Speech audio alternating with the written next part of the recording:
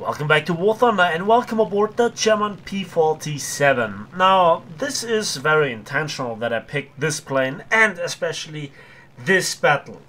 For numerous reasons, I thought to myself, well, some viewers of mine could get a very wrong impressions what I'm up to with my kind of daily War Thunder business.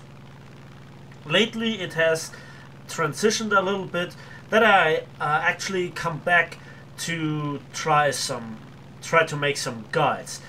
Now, while a guide is not immediately the most viewed video that there is, which is obviously something that a lot of War Thunder YouTubers or YouTubers in general think that is very important, which it to a certain degree is. I mean, if you kind of want to bring on a message into the world or bring it into the world, then it's kind of important that you have the view numbers.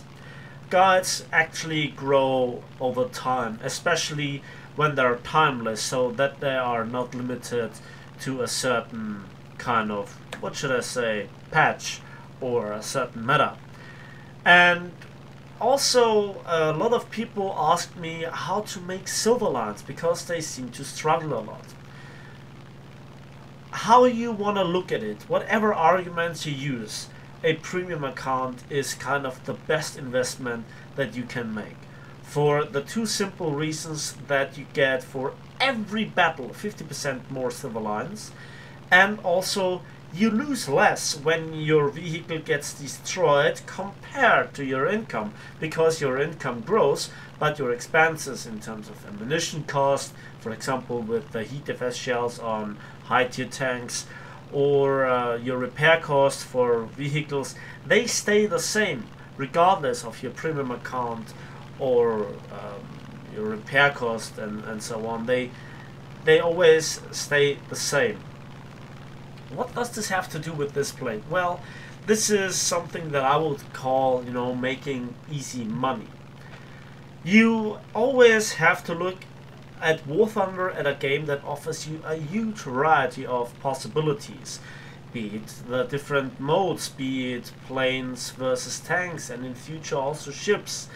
And it's your choice what you like and what you don't like. And when you ask me what I personally would recommend, I always think to myself, well, what would I recommend to myself if I would begin to play War Thunder, if I, for example, want to make a new account? Well, the simple reason is stick to something that has always proven itself, and that is the German P47. Yes, both the Americans and also the Russian version, the Land-Lease version, they have payload. But to be honest, how important are bombs and rockets in RRB? I mean, yes, I agree they can be useful from time to time to carry. However, I think it is more important to fit yourself into the meta, to make it for yourself enjoyable, to have the better team and to win more battles, because when you win a battle you automatically get 50% more silver lines compared to a battle that you lose. And now what I actually wanted to show you is a very average battle. Not completely average to the kind of footage, that's a bit funny if you ask me, but overall to the result.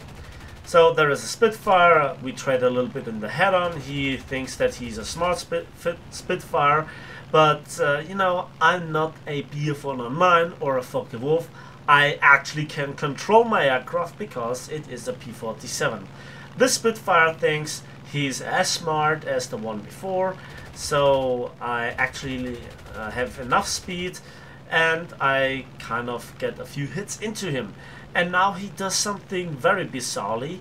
He keeps rolling and scissoring and not really, using his pure turning ability. And so he rolls and rolls and rolls in front of my guns until the moment that his wing rips off. F6, F5 comes in. I put myself into yeah, a sideways situation, so I give him the minimal profile, and now I do something that the P47 can do exceptionally well. I run away, I dive, I give up all my altitude advantage, and unlike Focke-Wulfs and P47-Ds, I gather this speed really quickly, and I also can retain it, so that was a bit close. And you hear it behind me? Yeah, the Ki-61 one actually ripped his wings. Is still flying. Japanese bias. So the F6 F5, also an American plane, also being capable of reaching exceptionally high dive speeds, is still behind me, but I make it very simple. I turn, a bit of rolling, giving him a bad angle to kind of attack me. I think defensive flying here with American planes, or to be honest, the P47 is something that I'm used to, but I would not recommend it. I again would prefer to, you know, not having to rely on this, but it's still an option. So again, he dives onto me. Again, I give him my side profile, pulling up, and now I'm much slower than him, and he has to pull up. So out of a defensive position, I went into a nearly offensive position. Then this, well, for a second there was a threat for a P47-D. He compressed too hard and kissed the ground. You know, I don't like to do it, but he liked it. So this Typhoon is coming in, another plane is actually attacking me on behind, I don't care. I get clipped by the Typhoon, but I don't care. And sometimes it's looking like people want really to give me good footage. This F6F that before dived on me went into a very slow turn fighting with another player. I give him a critical hit and he goes into the ground for my third kill. Easy as that. And at this point I look at the radar. There is a P51 and I want to do a bit of baiting, and it pays off very fast by a B109G. At this moment there are so few players left on the enemy team that I think to myself, well, now I can go into the late stage of the gameplay and use the really big ammunition capacity of the P47-D and just go for the artillery.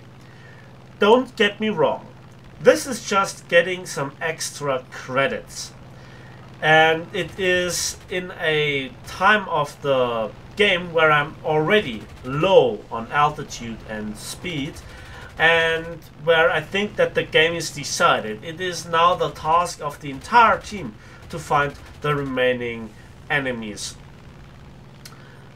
So I think it's not something that you should do early on. Is it really a sin to do ground striking? It depends. If the game is already decided and you think that you have no chance of interacting with the last remaining enemy planes or to even get them, then sure, get some extra credits, you know. It's not that they make the majority of your income, but it's a nice addition. And a bit of addition here, a few awards there, and suddenly you have a bigger income.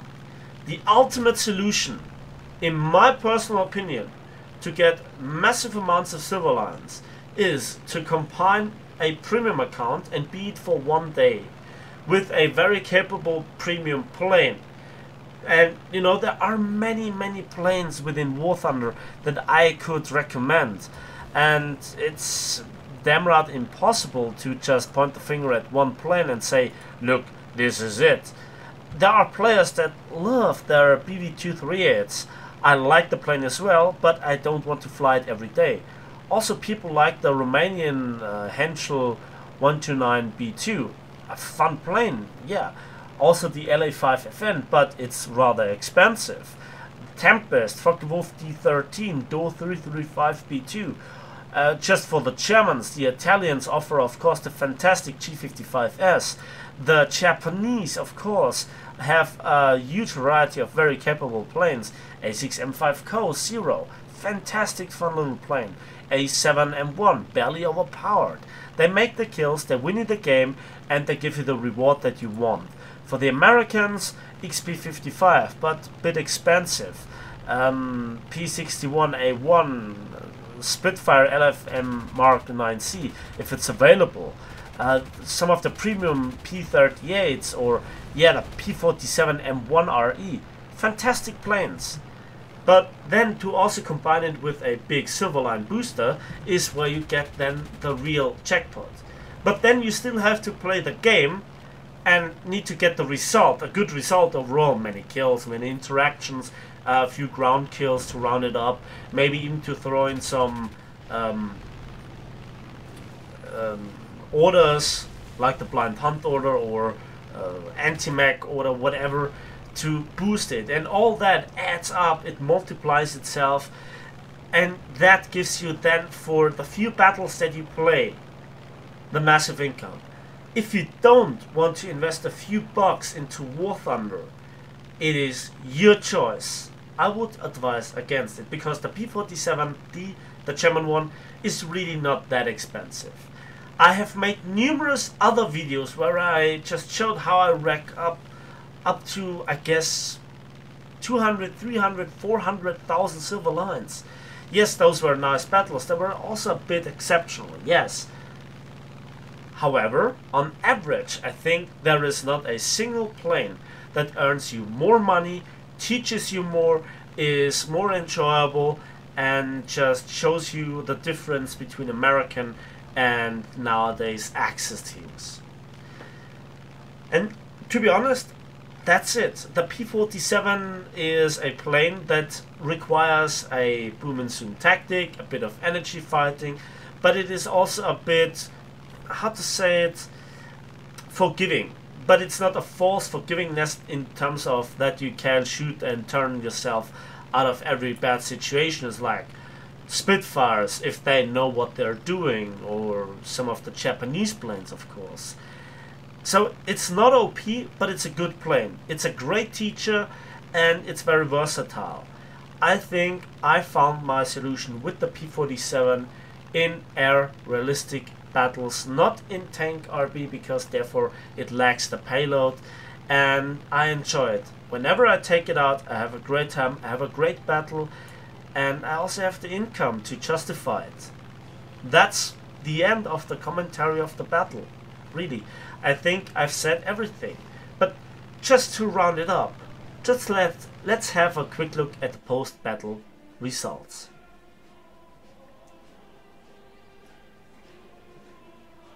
And immediately we can see this is not a magic result, 92,000 silver lines and 8,705 RP, but it's a solid income. It's a very solid income.